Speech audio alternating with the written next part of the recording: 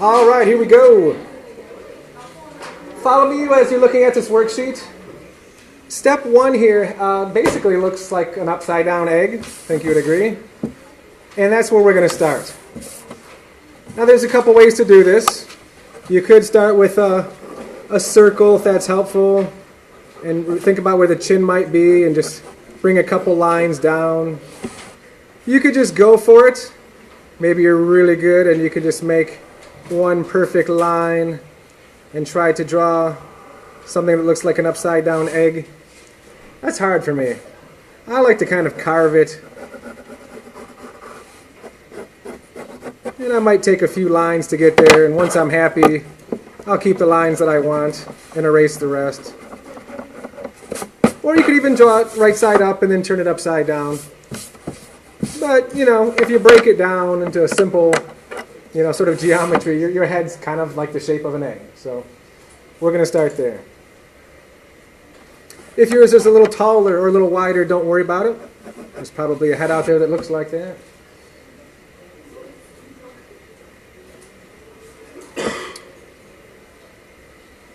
Next, as you see in step 2 of your worksheet, there's a line going down the middle. That is the line of symmetry that's going to divide your face in two. That'll make things easier to line things up. Do this lightly. You could dot and dash it if you want, or just do it lightly. But that's going to help us figure out where the middle of our nose is and the middle of the mouth. It's kind of important to have that.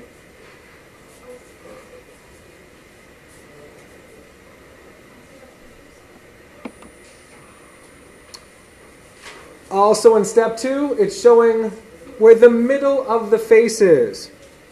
So what I'd like you to do is follow me. Make a line that travels horizontally out from the top of the head and the chin.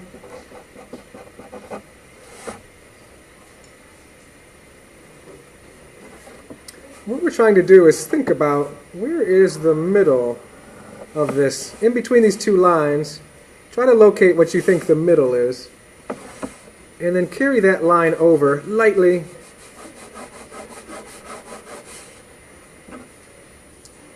And this line is meant to represent the eyes. So you can write eye or eyes or eye line or whatever you need to do to remember, but eyes are in the middle of your head. Not way up here like when you drew them when you were a kid.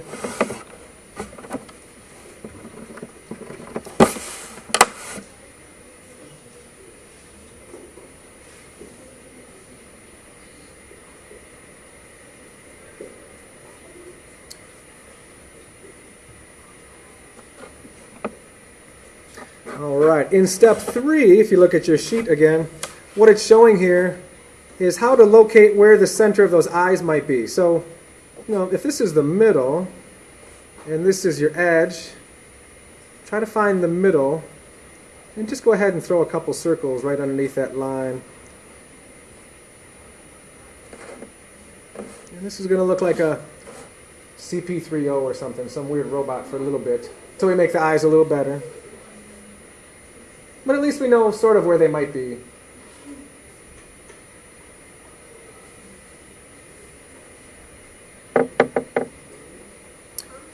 Step 4 is showing us where the nose is. So I just think this is kind of cool.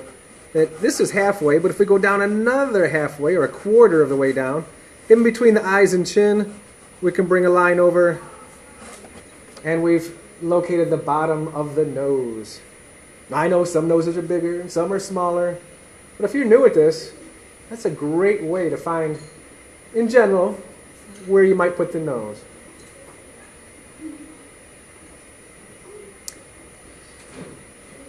You might want to go ahead and label that so you remember how you got there. And why don't we just take 30 seconds to a minute and go ahead and, you know how to draw a nose at this point, or a somewhat decent nose. Go ahead and maybe start with a little line.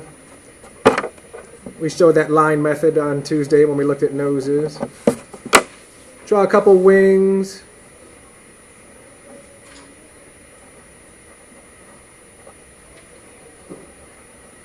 Maybe just draw a little bit of a bridge or the ball tip of the nose.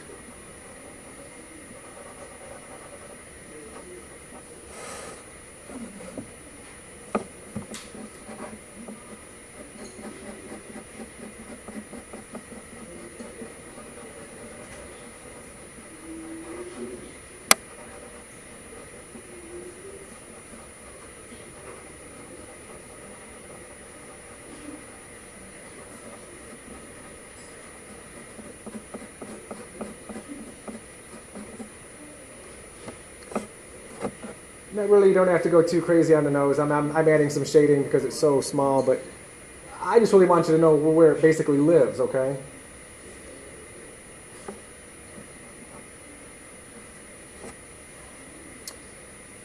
Also in step 5, it's showing where to find the mouth, so we can locate that mouth. Kind of convenient that right in between the nose and chin, halfway in between, right about there is the lower lip.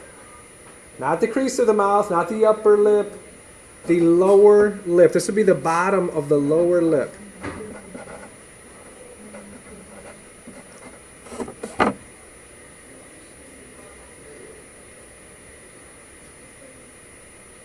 I know it looks kind of like a mouth right now that's really low.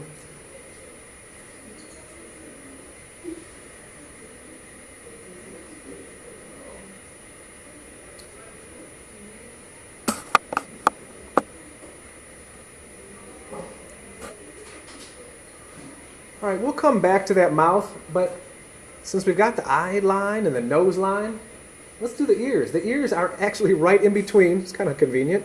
Right between the eye and nose. Now, look at me for one sec, if you will.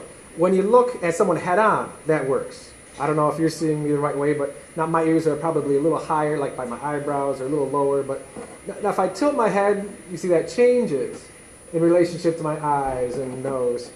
If I move this way, it changes. But if you're looking head on, pretty much eyes, nose, they run into your ears. So go ahead and put some ears in. It could be as simple as just a little squiggle like that. Some of you aren't drawing your ears because you have hair, or you wear a hijab, or a hat, or a hoodie. Or you can take it a step further. Think about the helix and antihelix and tragus. But I really just want you to know where they live.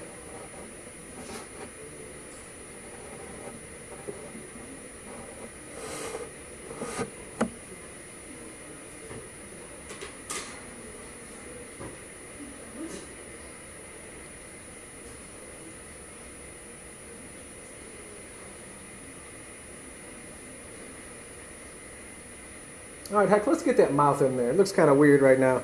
You know, you might put in this little divot underneath the nose, that little philtrum. We talked about that a couple times. That'll bring you closer to the top of that upper lip where the Cupid's bow is, up here. Now, you could start with the Cupid's bow, or you could start with the crease of the mouth. But, you know, remember, the lower lip is, in general, a little bit larger. So I'm going to come up a little bit higher, and I'll just make the crease of the mouth like this. Almost like a little wave.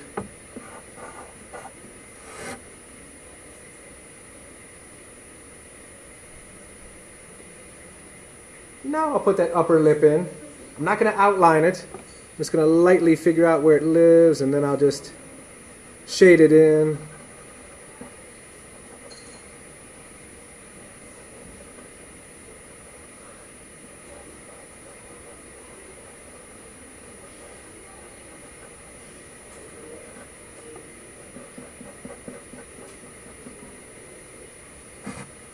If you want to give the lower lip a little attention, you can. Remember, that usually catches a little bit of highlight in here. But don't go crazy shading this in and making it perfect. I just want you to know where it should be located. That's what we're after today.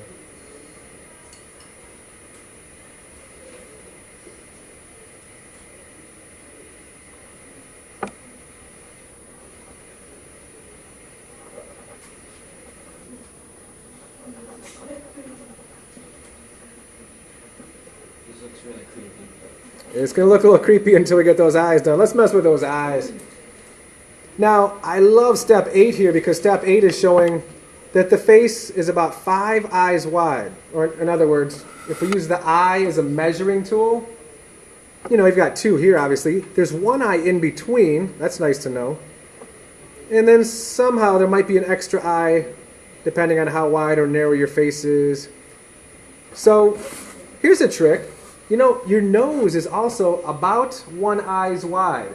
Now, depends on your nose. It might be wider, it might be pointier. But here's a cool trick. if you come up off of the wings of the nose here and come upward, well, then you've kind of found your center eye. And then you can start making your next two eyes. Leave one eye's width in between. Let's probably move this one over a little bit. Just go ahead and color your eyes just in, but maybe leave a little white spot so they look like they're shiny.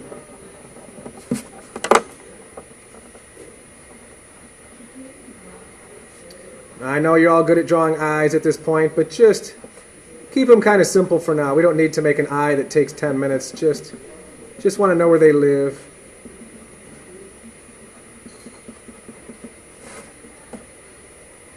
Hopefully it doesn't look so freaky now that you got the eyes in there. Because I don't know who this is. They just kind of happened to come into being here. But I know it's somewhat proportionate. That's what I'm after. The eyes aren't really high, and the mouth isn't really low.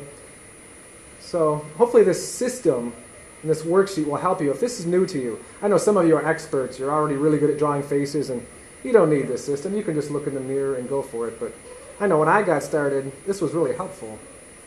Because at least I knew things were kind of in the right place.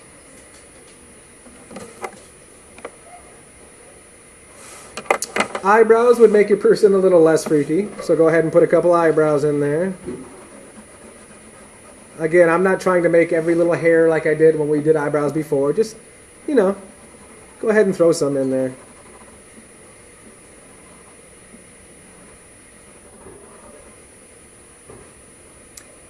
And at this point, I'm going to start to erase a little bit. I've got a lot of little third eyes and, symmetry lines. And so if you have a minute and you're ahead of the game, just clean things up so it looks a little more realistic.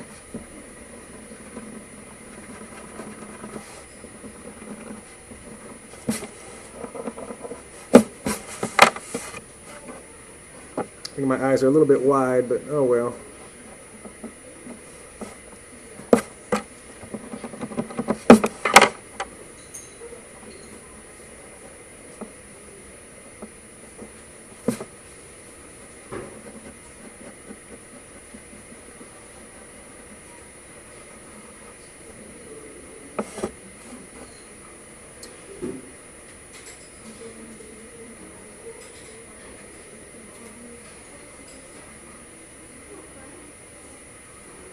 Let's give you 30 seconds to play catch up and add any details you'd like. Then we're going to talk about the neck and shoulders. We haven't talked about that yet.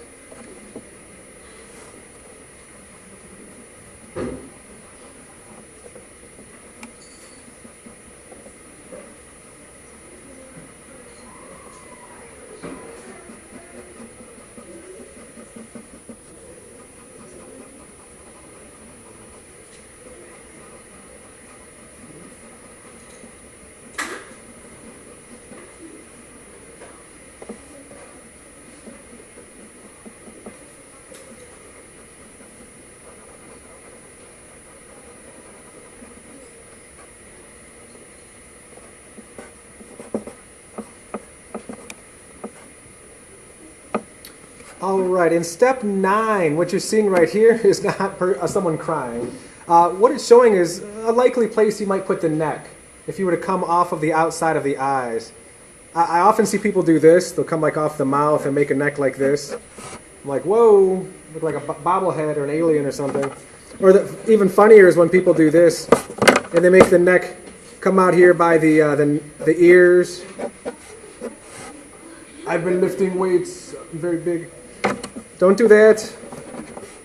Try coming straight down. You might want to make a note since this is just your sketchbook. Off of the eyes, it's going to feel a little bit more normal, coming off the corner of the eyes. And don't go too much further than the chin. I mean, maybe you do have a longer neck, and I know in some cultures having a long neck is beautiful. But we want you to look somewhat proportionate.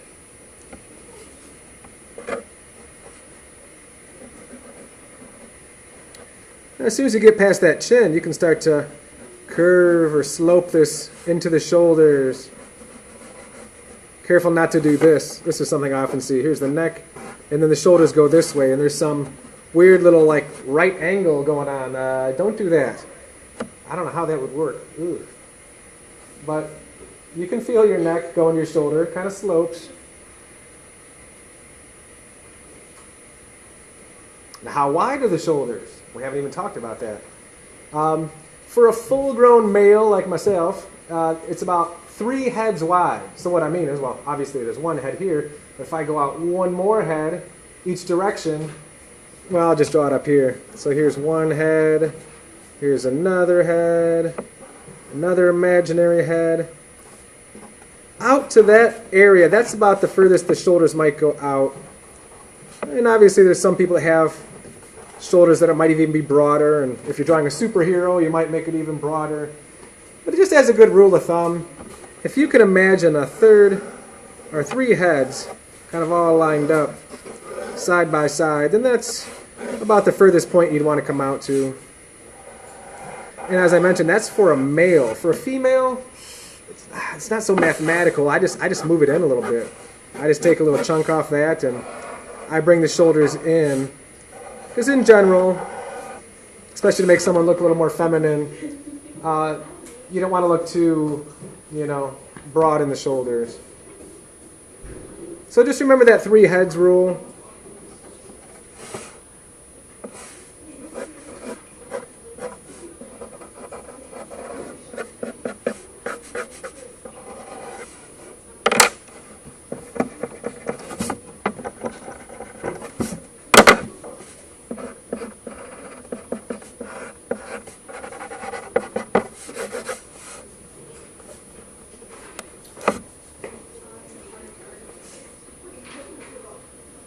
All right, this looks like my sister right now. I think we should give this person some hair.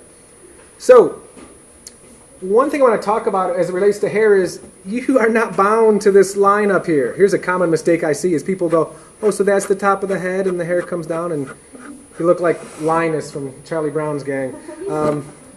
In fact, I don't even usually stick with that line. I mean, I like to know where it's at so it helps me proportion things. And I like to know in general where that line is, but I don't have to mess with that. I can go above that line. I can go outside that line. The hair might come over this way or any number of things. So don't feel that that line is important, like you have to stick with it or draw from that line. That's kind of weird. I mean, I have to because I have no hair up there, but it's just a guideline to kind of let you know where things are.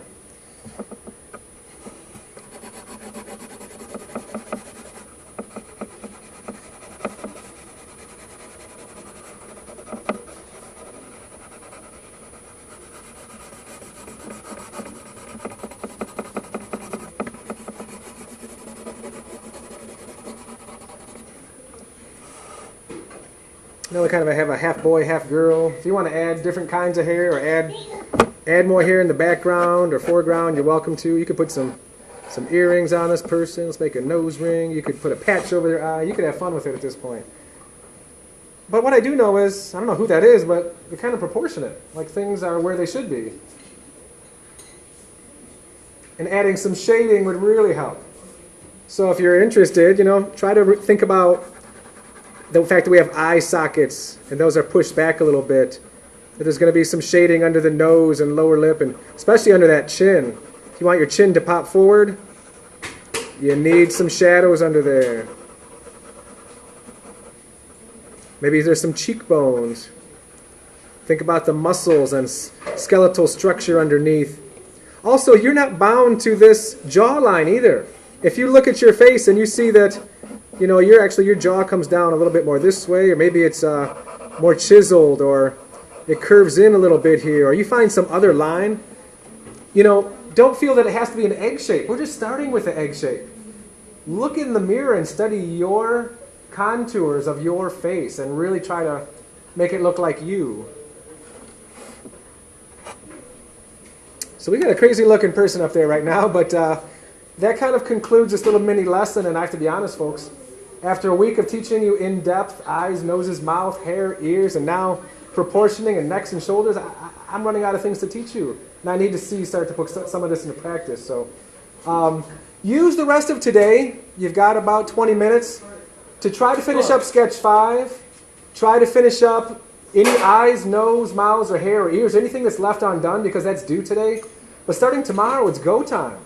It's time for you to put into practice all this learning. I'm going to give you 10 full days. About halfway through, we'll talk about backgrounds because those are equally important. We'll do a little in-process critique. But at this point, I'm going to walk around and see if anyone needs help. Are there any questions? Anything I can expand upon? All right.